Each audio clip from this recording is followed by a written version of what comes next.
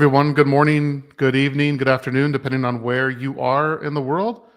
Today, we're going to be talking about using communities to succeed and how OnePoll keeps its research panel engaged, completes over 20 or 2.2 million surveys a year, and maintains a 4.4 Trustpilot rating. Today, my guest on the webinar is Steve McGee, who's a panel manager here at OnePoll. Steve, welcome to the webinar. Thank you much, Steve, for inviting me. It's good to be here. Awesome. So just to cover some housekeeping items, if you have questions for Steve or myself, feel free to put them in the comment section and wherever you're viewing this webinar on, and we will make sure that we answer those. There'll be some time at the end potentially for Q&A. If there's not time, we'll be sure to answer those questions via email and follow up with you there. So we can go ahead and get started here. Steve, why don't you tell us a little bit about OnePoll, what you do, and tell us a little bit about the community that you manage as well. Okay, well, OnePoll, we do a lot of work for our sister company, 72 Point, which are a PR company. So they do huge amounts of, we do a lot of research for them that they use to put articles into newspapers saying 67% of Brits say this. So that's where some of our work comes, but we have a lot of clients that just use us for research only. We had a panel, and 4 years ago we transferred it all into QuestionPro because there were legacy issues. It was something bespoke software for us, so we wanted something that was consistent and worked well. And QuestionPro was the survey platform of choice. We transferred all our panels into there. We needed people to re-sign up, and we've got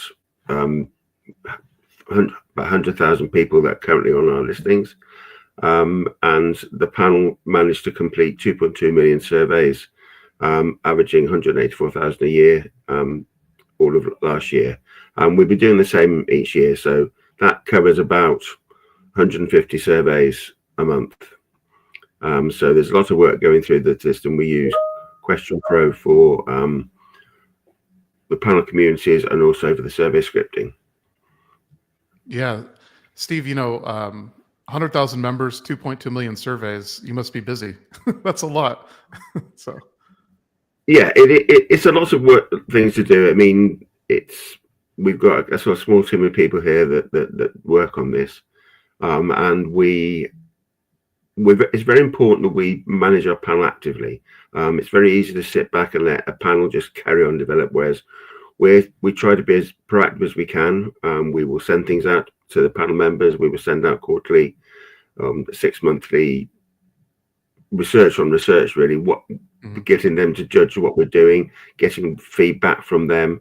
We've got a very active members help desk that we respond to members queries on the help desk within 24 hours, usually a lot less than that.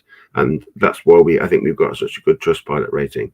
And this means that people have been with us for a while, they trust us, and they have confidence in what we're doing.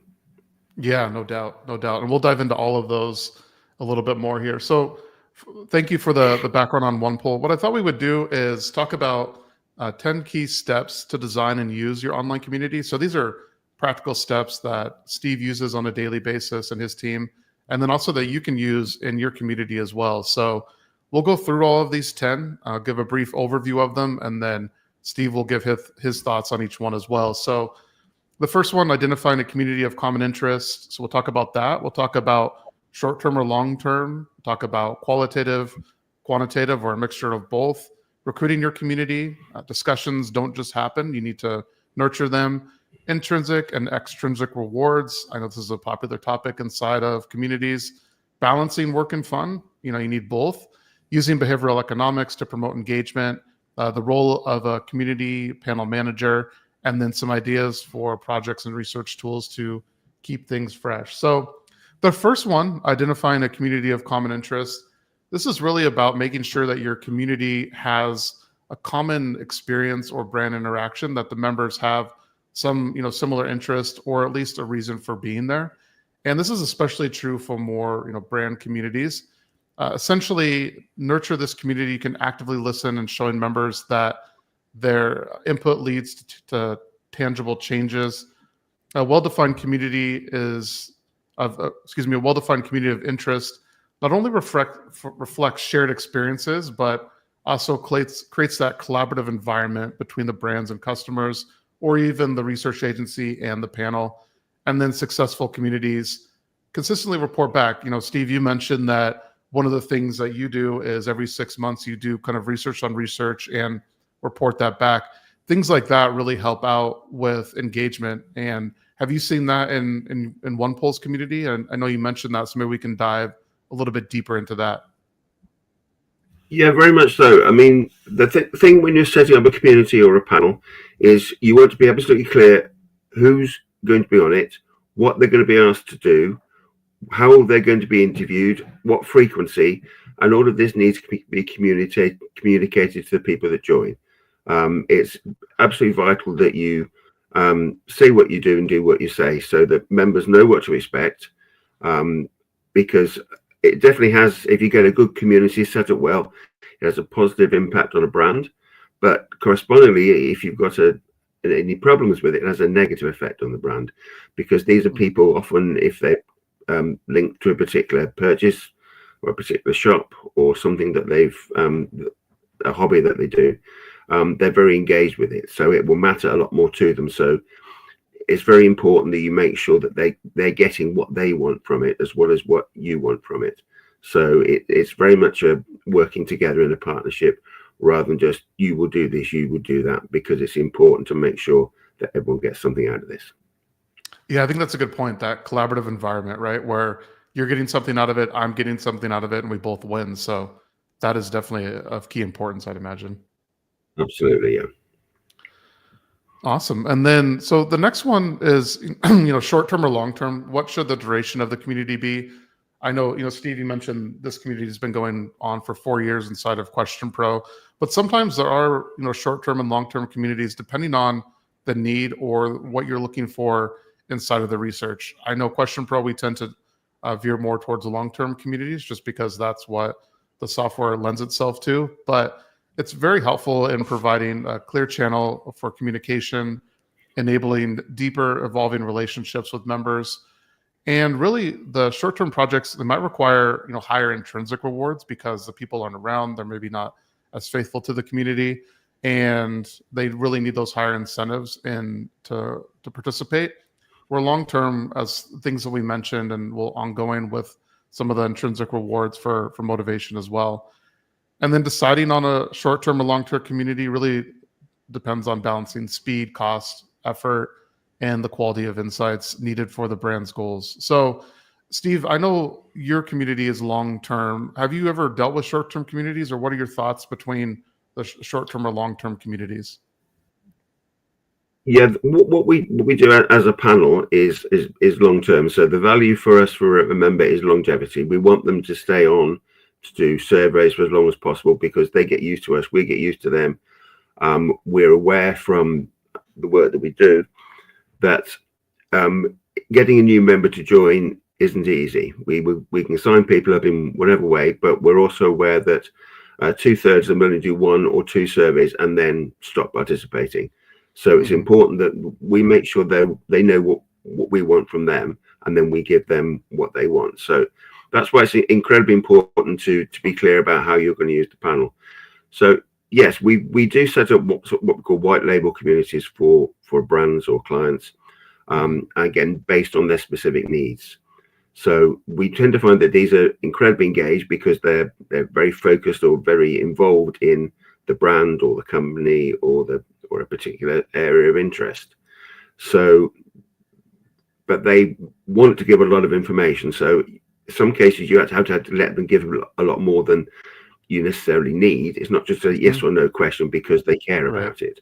So you've got to give them the option to comment, to give their views, because a lot of people who join these type of panels will want to be engaged. They want to give their views. They have strong feelings, and they want to be listened to. So you've got to make sure that you enable them to do that. And so if you're doing short-term projects, you need to be able to make sure that you're covering all the topics that they want to cover, giving them the opportunity to develop. And certainly with if you're doing something qualitatively, you can do that. You can take it from one area to another area, and you can provide an insight to your client that they weren't necessarily be expecting, because that's not what they were looking for. But because the members are often closer to this from a sensible point of view, practical point of view, they will want to cover areas that you don't think are relevant, but they do.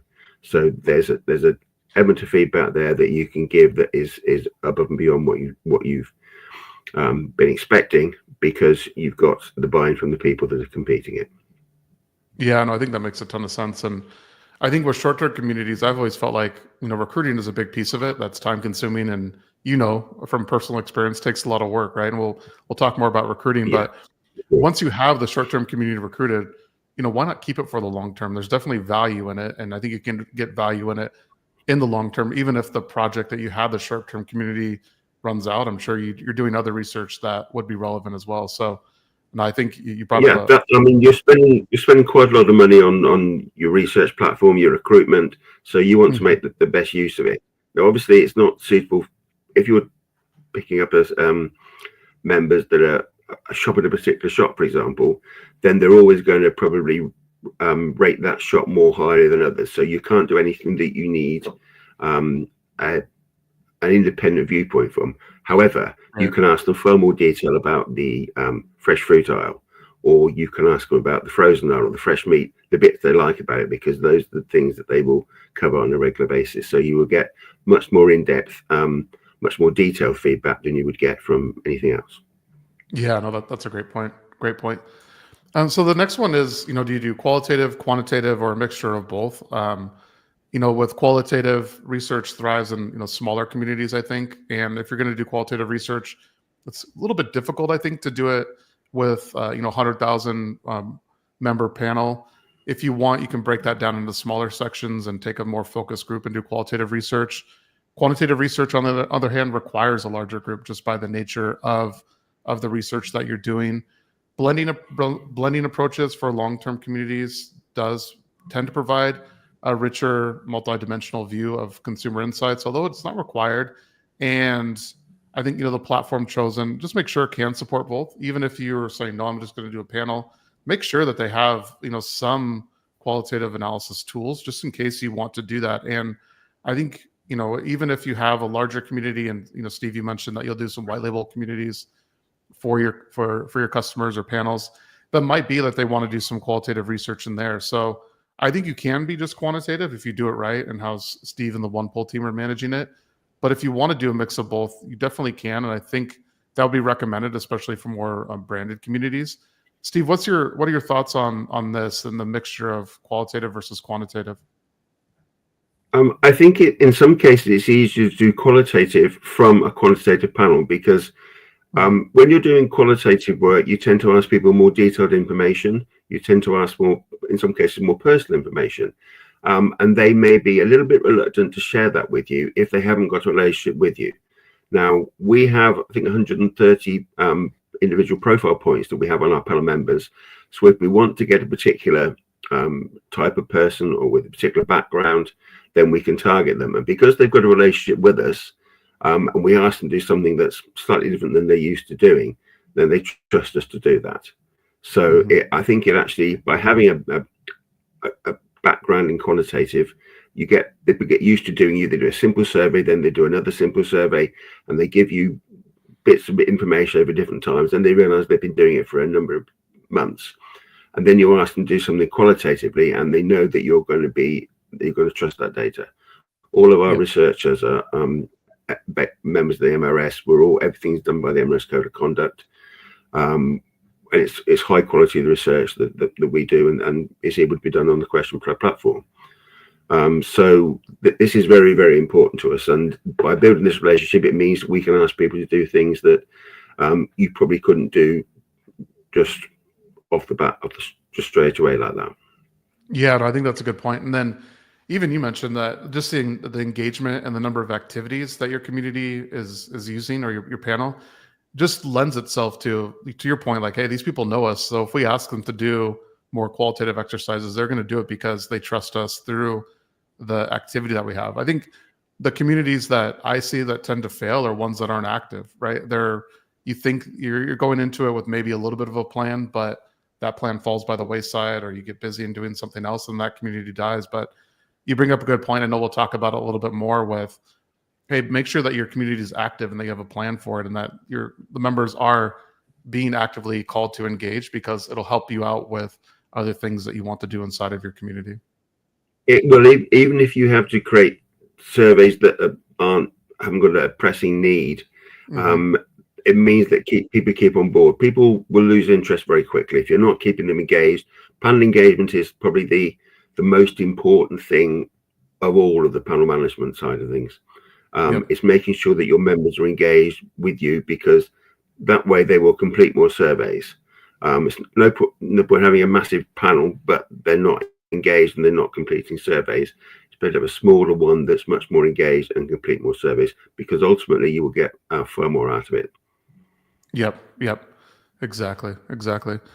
So the next step, Steve, you would definitely want to dive into this one with you, but recruiting your community, if you can leverage existing customer databases, that's a good way to go about it. Oftentimes you can't, and you need to recruit the community from scratch. So, aim to align members' interests with the brand's goals or your goals for the community.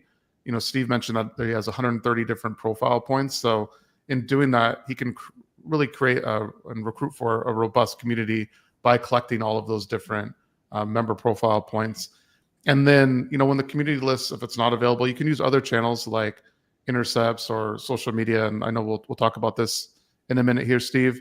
And for longer term communities, target recruitment is necessary to replace departing members. So you want to make sure that you're constantly refreshing the community, because there will be attrition no matter, people get busy, they want to do other things and they lose interest. So you'll definitely want to have a good recruitment or replacement strategy in place. But Steve, what are some of the most effective ways that OnePoll and you've recruited to your community or panel? Again, it comes down to what you're looking for. Now, if you've got a consumer database, you've been asking questions about you, about your company, then you can use that. It's a brilliant way, because people become engaged with that. However, if you're looking to get a lot of the surveys that we do, we have to produce a nationally representative sample. So that needs to cover all the different regions in the UK, all the different age groups, and obviously gender. So we tend to make sure that our panel is broadly nationally representative. Now, within that, we know that certain demographic groups respond better than others. So we have to make sure that we've got proportionally more of the low responders to be able to get the numbers that we need, because that's how we can, our clients go back and say 60% of Brits say this, 50% say that, because we know we've done a representative sample. So that means that we need to have recruitment from more than one different source. So I think we've probably got about 9 different sources that we use for recruitment, some paid, some we do via our very good marketing team on TikTok and Meta. And we use pay recruitment in other areas, but we use a range so that we do get a good cross-section of the population, because that's very important when we're doing a nationally representative sample. We don't want them all from one particular source, because they will have not a biased way of looking at things, but their views might be coloured by the way that where they've come from. So it's important to bear this in mind when you're recruiting. Yeah, no, that's a good point. And then even from the 9 different sources, and you mentioned, hey, some of the different demographics respond more to surveys, some respond less. So, and you need to get those into the mix, because you're doing these national representative studies. So I'm sure things like TikTok help bring potentially a younger audience or younger recruitment in. I'm just curious, what's the demographic that responds most to your surveys? Like, what ones do you have no problem getting? It's 45 to 65 women and men. That's the age group that they're the best ones to get, because they tend to have not necessarily more time, but they have more commitment. If they say they'll do something, they'll do it.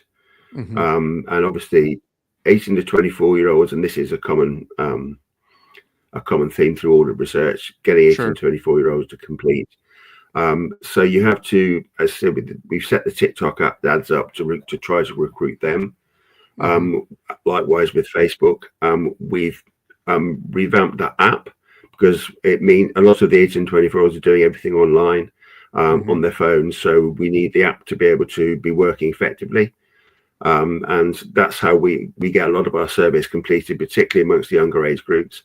And the more that we can engage them and make sure that the questionnaires are user friendly on a mobile phone, different types of device, that makes it easier to get the younger demographics to complete. Yeah, so we have slightly different strategies for each individual group, but obviously we've got to make sure everyone is treated the same, so that we don't get biases or anything that we're doing unconsciously, to make sure everything is consistent as we possibly can. Right. And then when you recruit a new person into the community, obviously you're doing it in big batches. Do you do anything specific to make sure they get engaged and sort of participate right away? Well, the first thing that we do is we automatically it's a double opt-in panel, so they will sign up. We will send them a confirmation email. They will send us it back, accepting.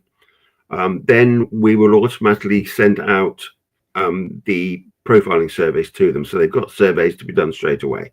Okay. So there's no messing wait for the next one to come in. They've got them. They go straight into their account page, and they can complete them straight away. And because we do a lot of surveys, there's always a survey. There'll be a survey within a couple of days for sure coming out to them. Even because a lot of our surveys are nationally representative, they will go out to all of our panel. Now, obviously, if there's a particular demographic or target market we're looking for, we will profile them according to the profile information we have. Not just to make sure that we get the people that we're looking for, but also, most importantly of all, to exclude the people we know won't qualify. Because again, this is another part of panel engagement and keeping people active. It's not inviting them to surveys that they're going to screen out of. So there's lots of different strands to the panel engagement thing that you need to bear in mind. Yeah, if they know I haven't qualified in 5 times, why am I going to try the 6th one? So that makes a lot of sense. That's exactly it. Yeah. Yeah.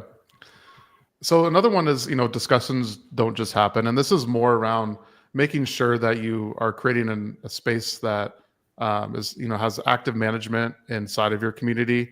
And it's really required, I think, to simulate conversations or just even engagement if we kind of broaden this out a little bit more. And, well-planned discussion guide, timely moderation is key. I know that, highlighting rewards and initial contributions engages continued participation.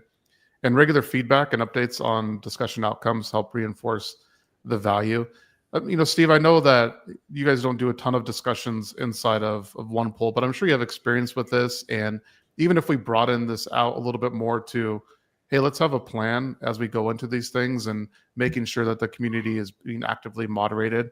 You guys do a lot of this, I know, through Trust Radius with the help desk and so forth. But what are your thoughts on this in terms of moderating the community and really facilitating an environment for those discussions? Again, the help desk is vitally important to us, because if people want to contact the help desk, they've got a problem, and if we can't solve the problem quickly, then they'll leave the panel, and it's in nobody's interest for that to happen. So that's why it's such an important part of what we do, and it's prioritized. So if the people that work on the help desk aren't available, and someone else will step in, because that is, our members are the most important part of the panel. It's all very well us having surveys to send to them, but if there's no one to complete them, then everything else goes out the window. So we've got to have the right people in the right place to do that. We're very lucky, and a lot of the research that we do gets featured in national newspapers. So we put a lot of those things on our Facebook pages, and a lot of the members are encouraged to join that, so that they will see the surveys that they've taken part in. So we sometimes send out as broadcast emails examples as well, or we will send out a survey to them asking what they've liked about it, what they dislike, where we can improve. And it's just creating a two-way dialogue between us and our members, really, so that they feel valued, and that we make sure that we show that we value them. And that's how we try to make these things work. And certainly it's important as well to make sure the questionnaires are good, that standard research things that you screen out as quickly as you can. You don't send them surveys they can't qualify for. There's no one single thing that's going to make a community work well. It's just lots of little things done well that will do that. Yeah, I think that's a great point. I'm sure it's exciting too if a member sees like, oh, I was part of that 60%, of Brits that did, XYZ, and it showed up in this, news article. I'm sure that's exciting too. I know I would be. We absolutely love it. And we get all sorts of comments back on our Facebook page saying that, because they do see these and they do love it. And it's one of the reasons people stay on our panel, and it's one of our USPs, really. Yeah, and I think it's a great point, because I think oftentimes whether you're a member or you're just a respondent in a survey, you kind of feel like it's a little bit of a black box. You're like, hey, I'm completing the survey. Where does it go after this? And you don't know. But that feedback loop where they can see it inside of these publications, I think is very cool. So I like that a lot. Cool. The next one is that we can do that. Yeah, 100%. So intrinsic versus extrinsic rewards. This all comes down to how are you rewarding your community. There's some communities I know that just have intrinsic rewards. Some just have extrinsic, but I think a mix of both. And we've talked a little about this, but extrinsic rewards are things like cash or prizes to motivate participation. This definitely helps out. There's no point in shying away from that. But intrinsic rewards are actually like a good motivator as well, where it's praise, recognition, or even, as Steve mentioned, hey, sharing some of the results and where they can be found. So that way it feels like the member is participating in something bigger than themselves, and just being able to see it out there.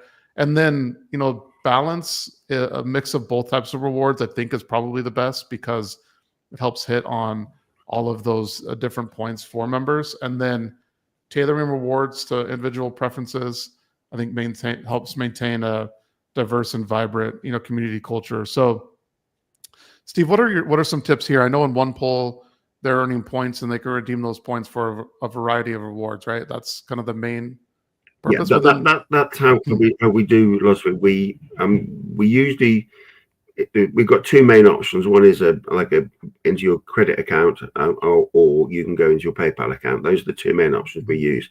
But we've explored using vouchers. So we may well develop more of those things in the future. These are things that we've covered in our member surveys, and they've said they want to have more options for being able to claim rewards back. Now, if you're doing that, you have to be careful that you're not going to be giving them a reward that's going to bias their response to a particular survey in the future. So they've got to be something that's fairly general. Now, if you've recruited your community from a shoppers at a particular supermarket, then they will be happy to get rewards or vouchers from that supermarket. If you've got a fairly senior B2B community, then they'd be interested in getting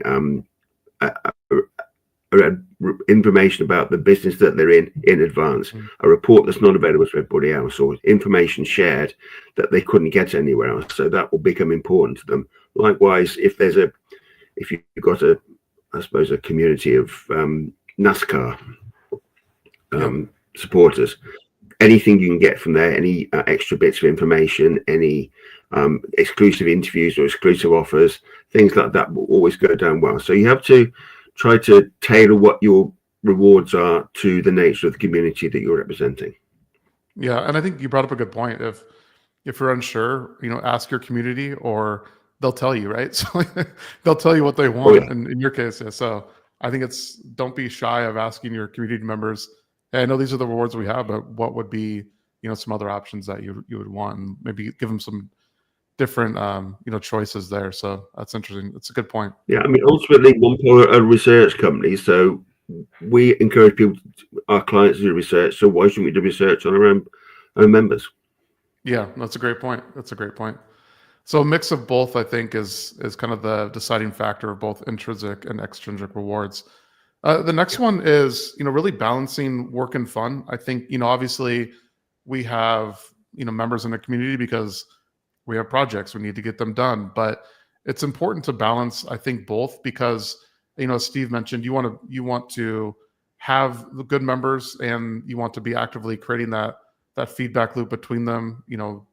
They want to participate, we need you to participate, so let's all work together. And I think there's some different things that you can do inside of communities to really help balance the work and the fun. One of those things is really creating activities like quizzes or challenges or different projects to help boost member engagement and to keep the community active. You can have changing up activities, keeps the experience fresh and minimizes the risk of survey fatigue. And then also a well-balanced mix of work and play fosters a more loyal and active and enthusiastic community. So, Steve, if you can think of it, what are some of those ways that OnePoll helps keep balancing, or what are some ways that OnePoll really helps to balance the work and fun inside of the community? Yeah, I mean, within the QuestionPro software, there's different types of sliders you can use. You can use smiley faces. You can do things like that. That makes it's not just the same tick boxes, and you can do things in terms of the layout to make them different. You can ask questions that you immediately can feed back to them. People can see that how many people have responded in this way. So there's things that you can do there that make people interested. So we sometimes do quick polls as well, which we will publish. And people see how they relate to different people, how their opinions compare, because there's lots of different reasons why respondents complete surveys, and it's not always just because they want the incentive, and it's not always one thing all the time. So some people will want to participate, some people want their feelings to be heard, some people are just keen to help out. Others are generally interested in what they're doing, plus obviously there is getting the reward at the end of it. So it's trying to mix everything up, trying to get the questions so that everything is slightly different and it's not just same old. Now some people like to have consistency, and you don't want to suddenly change to go from asking questions in one way to asking them in a different way and reversing all the different lists. Yeah, that's a good point. However, you do want to keep things different. So it's you don't want to change things so that people don't know what they're supposed to be doing, but you want to keep things interesting. Again, it's keeping the balance, and as you say, balancing the work and the fun is an important part. There's sort of a sweet spot in between balancing what a member wants and what the business wants, and that's the point that you get the best panel management. Yeah, I think it's a good point, and I think even the work and fun is, and you kind of alluded to this, make sure that the survey is well structured and that you're kind of introducing some of these different elements without totally reinventing the wheel and making it confusing for panel members.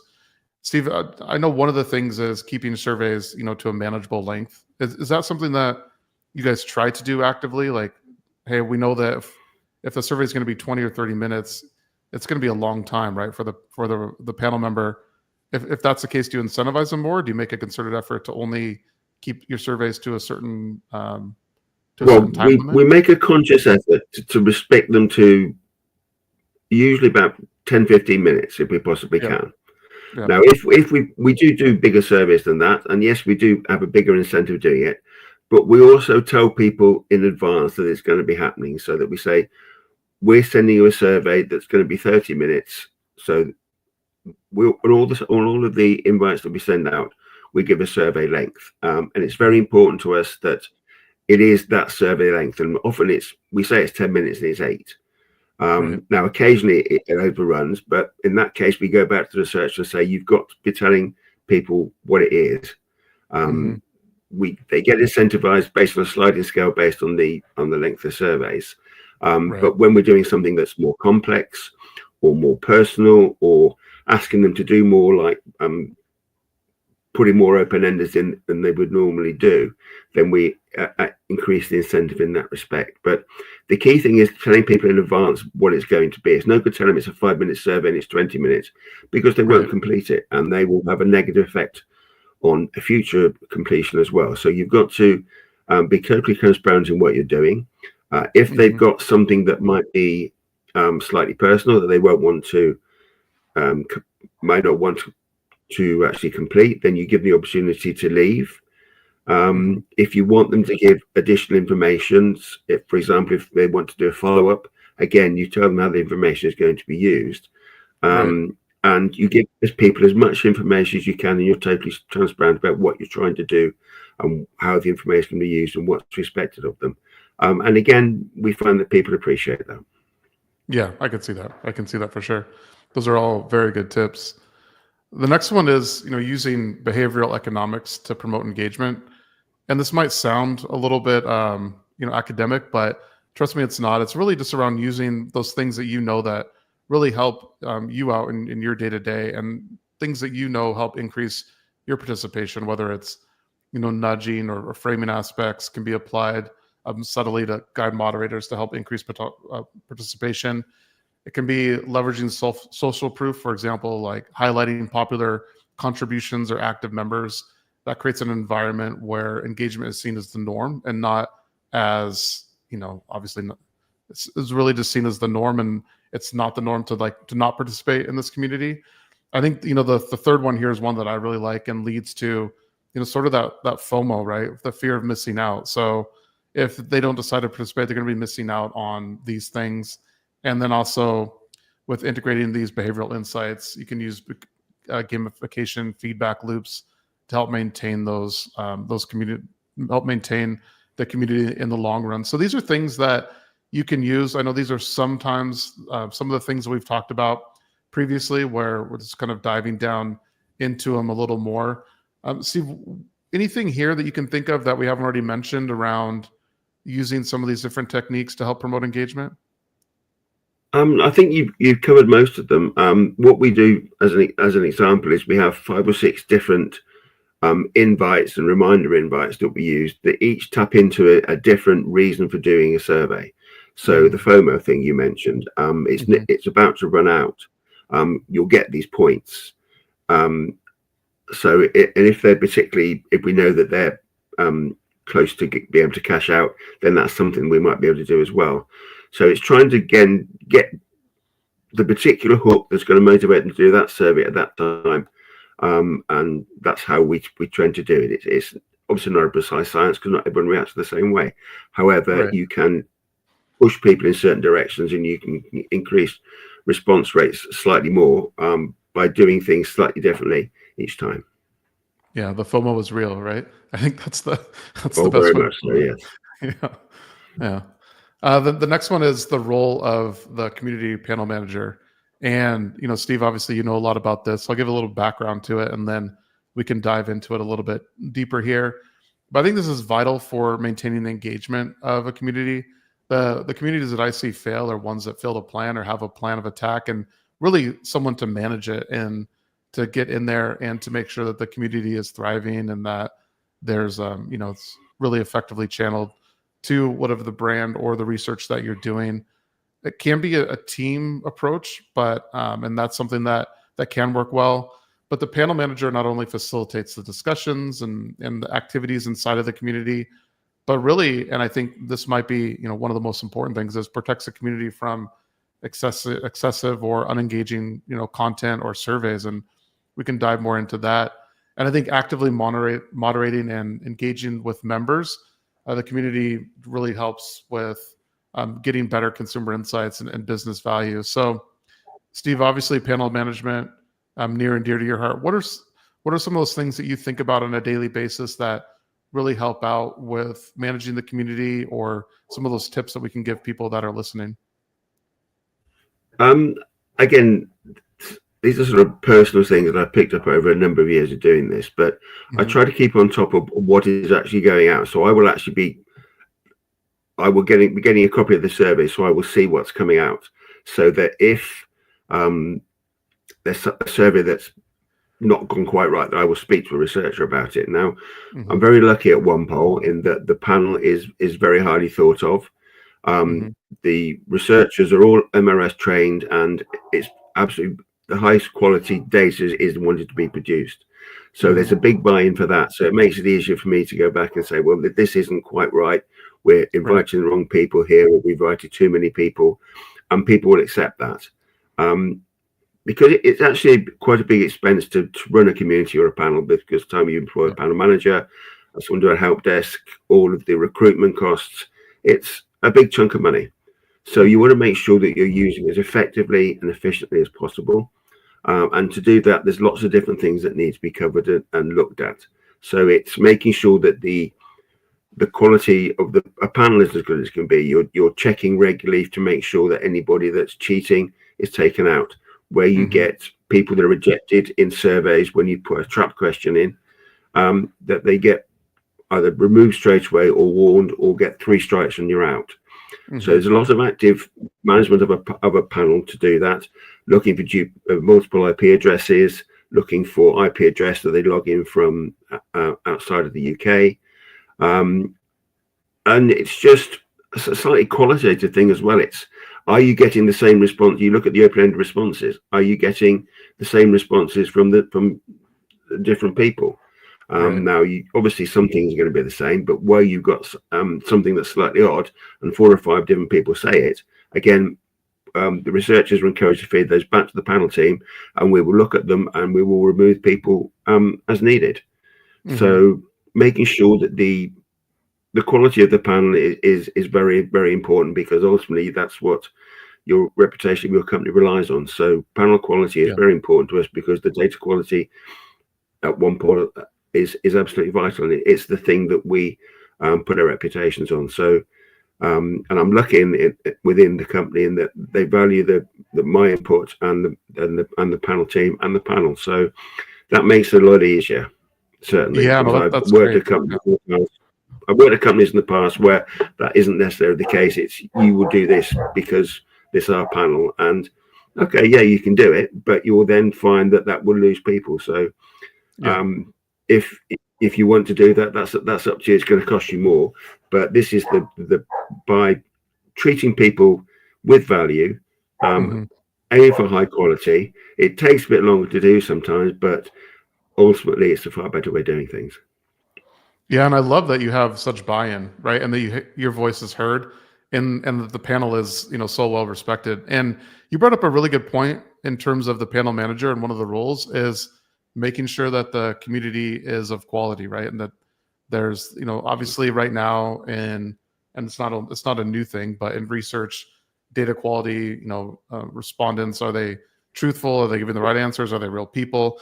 The data quality aspect of it, I think, can't be underscored enough in terms of making sure that the panel is of the highest quality, because as you mentioned, your reputation's at stake. So you want to make sure that you're having the highest quality panel members in there, and then actively, removing people if it comes to that. So I think that's a great point. Yeah, I mean, it's the most important thing for us. And I say the researchers will feed back information about what they found in their surveys so that we can act on it, and we build up a picture of our members as a result of it. Yeah, no, that's great. That's great. And then the last step we have here is, some ideas for projects and research tools to keep things interesting. So you can use diverse question types like max diff exercises. You can do day in the life studies to gather multifaceted insights. You can use innovative ideas such as different discussions or creative competitions to simulate spontaneous, high quality member input. You can use quizzes or omnibus surveys, as we've talked about a few of those. You could have them do missions or challenges to prompt members to share specific contextual experiences, enriching the overall research and so forth. And I know, Steve, these are some ideas, but what other ideas do you have for different projects or research tools to help keep the community or panel engaged and interesting, and really other ways to collect the data? Again, there's lots of little ways that you can do things, different questionnaire formats, different lengths of questionnaires, and we're looking to incorporate at some point some of the new QuestionPro tools, being able to add more detailed open-ended comments. Maybe we'll look at some point to add in people giving a video response, responding in different ways when they're open-enders, looking to use things like that where it's slightly different. And now it's not going to work for all demographic groups, but we try to keep our people engaged, people happy, keep them involved, really. So if we're feeding information back to them, this helps them become involved. And yeah, we use different types of surveys and different things to do that. And We do match diff and a lot of the different things like that, just to get questionnaires in a different format, in a different way, but still obviously looking for top quality information. Yeah, I think that's great. That's awesome. Those are some, definitely some good research. There's definitely some good ideas for different projects and research here. So with that, Steve, I really appreciate you coming on today and sharing some of these tips with us. And if people want to find out more about you, is LinkedIn the best place? If they have questions, can they email you, or what would be? Yeah, by all means, add me on LinkedIn. But yes, I mean, it's Steve McGee at OnePoll.com. More than happy to answer queries and comment on things. I'm more happy to do that. I've enjoyed doing this, and thank you very much indeed for inviting me. Yeah, no, I really appreciate you coming on. And with that, we can go ahead and wrap up. So thank you everyone for listening to the webinar today. If you have questions, feel free to reach out to us. I know there were some in the chat that I will that were more around QuestionPro services. So I'll make sure that I follow up with you there. And Steve, once again, thank you so much. And we'll talk to you here soon. Thanks, everyone.